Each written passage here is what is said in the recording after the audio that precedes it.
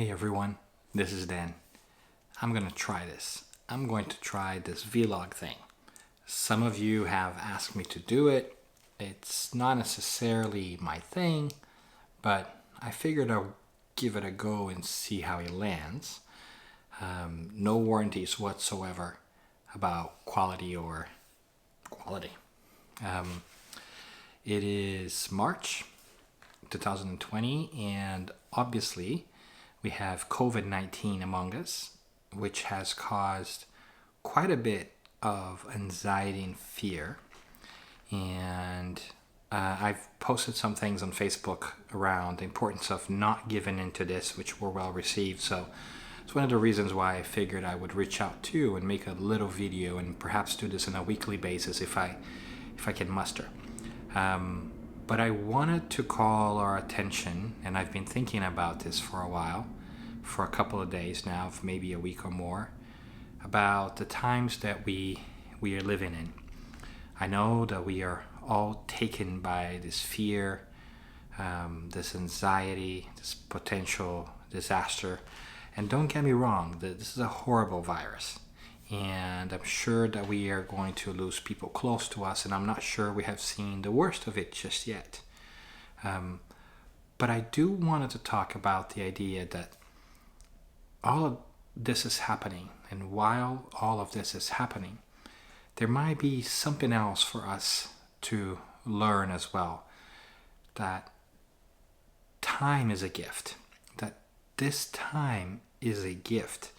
It's a gift for us to go inwards and try to figure out what are the lessons that we should be learning from all of this. Because when I think about what we are experiencing right now, I cannot help but think that everything will be different afterwards. I'm not talking about an apocalyptical thing here where the earth is going to end. I don't think that's ever going to happen. I think the transformation is spiritual. It's not literal. But everything will be different, because if you fast forward with me here and say that we're 5 years from now sitting at a table when we remember 2020 and we say, do you remember 2020 and COVID-19? Wow, how times were different. I think that when we ask ourselves the question of how are things different, we would then imagine that we went through a lot of different things and that a lot of things changed. So my question is, how would you want them to change? What are the things that might be different for you 5 years from now? Everything will be different, and I think that our challenge is to make sure that things are different. If you think about it, we are now in our quarantine. Many of us in the US are asked not to leave our homes, which I totally understand and support.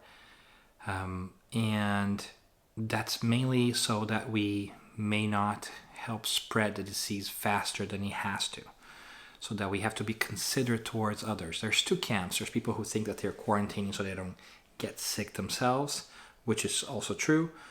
But there's a more thoughtful camp that understands that the whole idea of quarantining so that if we have the virus, we don't spread it out. And that in itself, it's already a great mind shift that we need to do. We need to move away from this idea that, oh my goodness, I'm going to catch a virus too.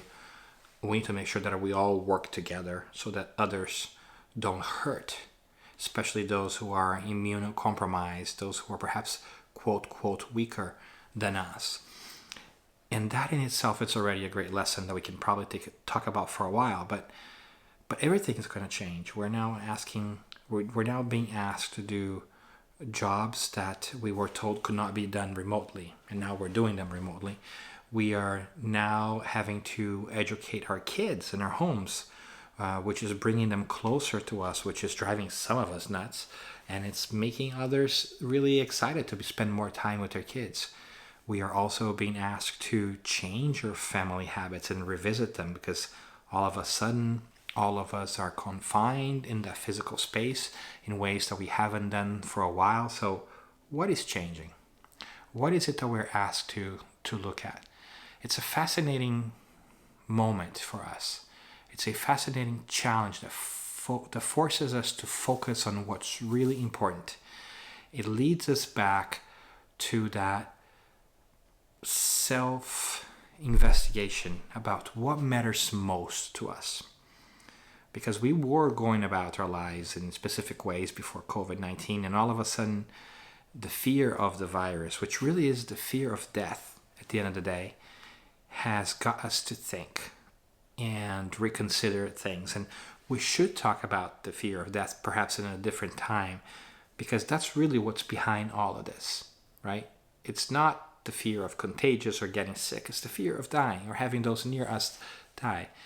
And how would all this thing be different if we knew in our hearts that death is not the end, which some of us do, but how would we behave as a collective if we were to internalize that more deeply?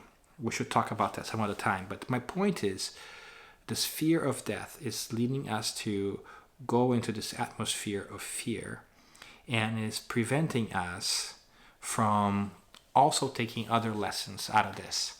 Yes, it's a horrible virus, and we should also be mindful that while we're asked to quarantine ourselves for the safety of others and of ourselves, there may be some lessons here that the universe is teaching us. What are those?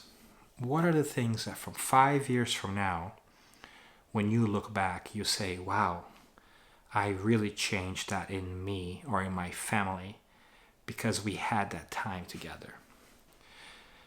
I don't think that we're thinking about it just yet, but imagine if COVID-19 was gone, would you say, great, I can go back to my life? Or will you say, you know what, there are some things that quarantine brought to my life that I would like to keep? So these are obviously personal speculations that everybody has to do on their own, but I am interested in how do we turn out here. I think the challenge of the moment is to make sure that everything is different, that we don't fall just the way we were before, because there are beautiful things happening. There are people standing for other people, offering help to other people, caring for those who are immunocompromised, sometimes the elderly, in ways that we didn't before.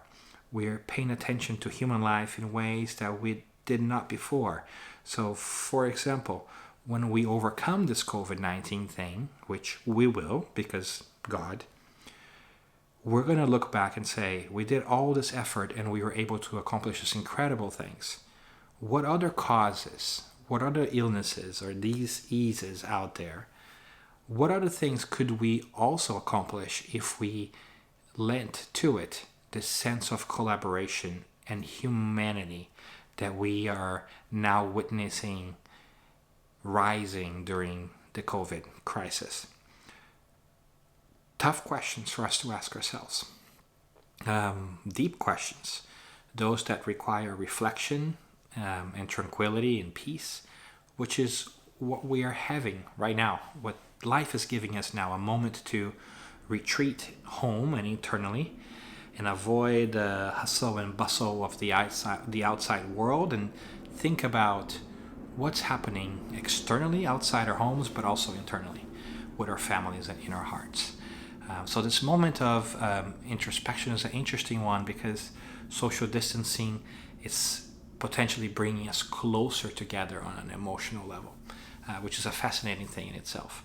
So as we struggle with all of this, I think the question and the reminder of the day is that this time is a gift, that we should use this time to reflect, to ponder, to reconsider, to see what are the things that we want to do away with and what are the things that we want to keep. This time is a gift. It is. So what are we going to do about that? So I hope that we have some time to reflect and to think, but also be very sure in our hearts that things are going to be okay one way or the other, because again, God. So if that were true in your heart, then how would you act differently through your day? How would you use this time? Are we going to 3 weeks, 4 weeks from now, when hopefully things are better, maybe 5 weeks from now, are we going to just say, ooh, I wish I had used that time a little better? There were projects that I was working on that I wanted to finish. There was a book that I was reading that I really wanted to finish. Or I developed, again, my habit of reading, and I really had a chance to connect with some folks. Mind you, we know that all this is not a vacation. It's not a staycation. But it is giving us time to reflect. And I'm reminded of a quote from my favorite poet, T.S. Eliot, in which he says, "We had the experience, but missed the meaning." I hope that this is not the case here. I hope that we have this experience, but do not miss the meaning. I hope that we realize that this time is a gift. And so I hope that we also have a chance to think about how that is the case and what are the things that are actually going to help us be stronger, not just emotionally, but spiritually moving forward. So some just random late night thoughts for us in this initial vlog thing that we're going to try it out. If you like it, subscribe to our YouTube channel. Follow us along and give us some comments as well. But I hope to talk to you more often in a very informal, here in my living room, basically in my kids' room, playing around and thinking about the fact that we are in a incredible moment, the moment before the moment in which we don't know where things are gonna, how things are going to end up, but they are going to end up well somehow. There will be some pain, but what else is there? What is it that we choose to focus on? Pain or the beauty? And I think the call of the moment is for us to stay focused on the beautiful. So stay focused on the beautiful. And remember, this time is a gift. So this is Dan. I hope you and your family are well. Be well.